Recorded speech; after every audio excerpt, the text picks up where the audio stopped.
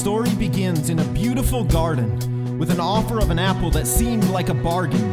It's a delight to the eyes and will make you wise. Of this they were certain. So Eve shared with her husband, and immediately their hearts began to harden. Original sin.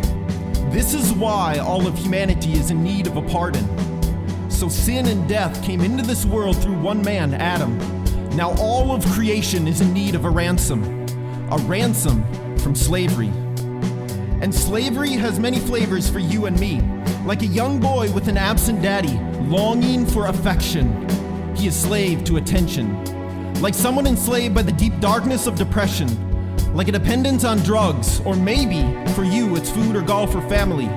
This dependence is addiction. This is sin. This is slavery. And with slavery comes struggle because we desire to be free. We do what we hate, and we hate what we do because this is sin producing death in me and you. Problem is, we never possess the necessary bravery to be set free from our slavery. But really, this idea is heresy. See, we can kick an addiction or escape depression or get attention, but we're still not free from sin. We need a rescuer. So generation after generation has known sin's devastation.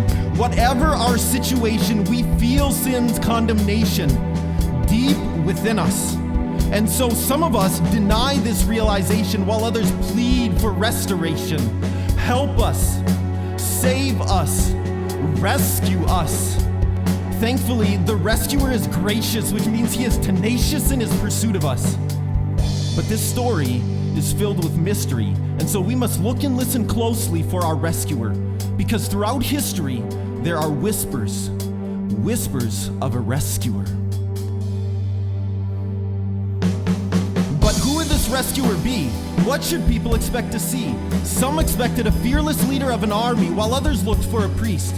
Countless predictions filled the centuries, but God sees not as man sees. We look for what sets a man apart, his stature or his smarts, but God, he looks at the heart. So God once told an aged man whose name was Abraham that God's design was to bless the world through his non-existent bloodline. Through Abraham, God was promising extraordinary blessing for every man's and woman's offspring.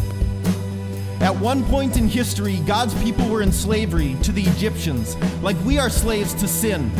So God called Moses, a man enslaved by insecurity, and instructed him to tell Pharaoh, "Let my people go free." In Moses, we see a glimpse of a deliverer, but he was merely a whisper of God's true rescuer. As a young boy, David was a weakling, truly an undeserving king. But after his unassuming start, he became known as the king after God's own heart. Like a little boy born in a stable many years later, David was a whisper of a king that was much greater. These men are whispers of the rescuer. They are pointing to someone better. They are pointing to Jesus. So Jesus chose to suffer loss by entering into our chaos. And 33 years after Jesus lay in the hay, he was hanging on a cross, enduring jeers and taunts. And darkness hovered, and silence covered the land. All creation was hushed. This is what happened when the Son of God was crushed. This is where man's folly and God's glory were wed. Jesus, the rescuer, was dead. Now, when I say Jesus died, I mean he died. There's no breath, there's no heartbeat, just limp arms spread wide.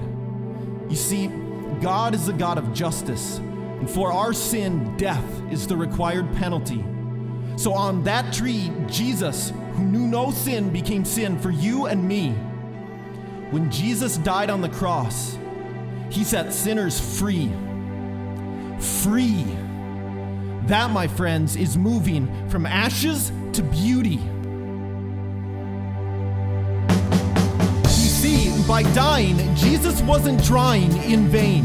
He was saying, "I have come so that you may have life." This is the rescue. Jesus making all things new. Jesus bringing life to me and you. This is what Jesus said he would do. When Pilate asked Jesus, "Are you the king of the Jews?"